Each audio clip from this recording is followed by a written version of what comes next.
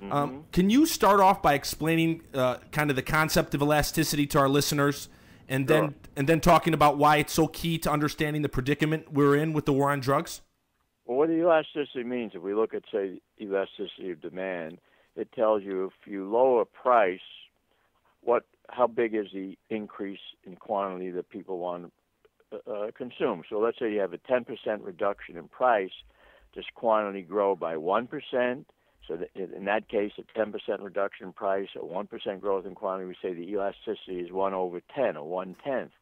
On the other hand, if you had a 10% increase in quantity when price fell by 10%, then we would say the elasticity is 1 or -1, and so on. So the bigger the response of quantity to any given change in price, the more elastic is demand.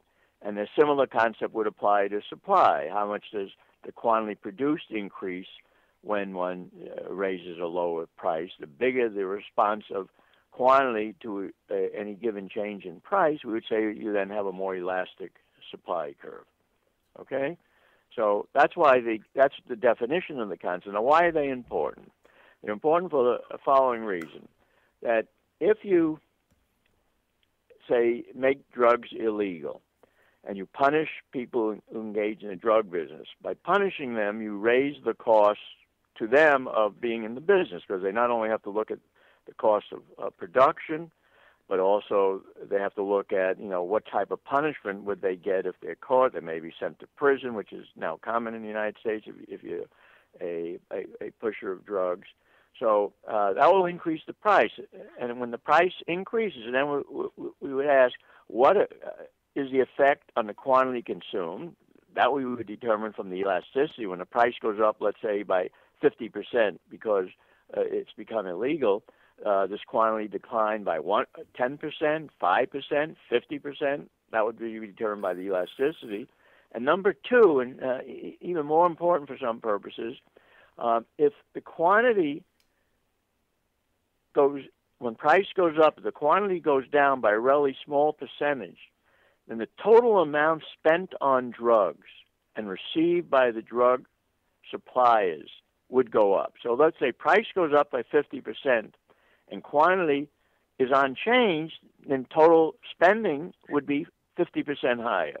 If quantity goes down by 10%, total spending would be 40% higher, and so on. If quantity goes down by 50%, then total spending would be unchanged. And the reason that's important is that total spending measures how much resources are going into this industry. So the more inelastic, in this case, is the demand, the more severe is the punishment. So we have greater increases in price, the greater the increase in the size of this industry.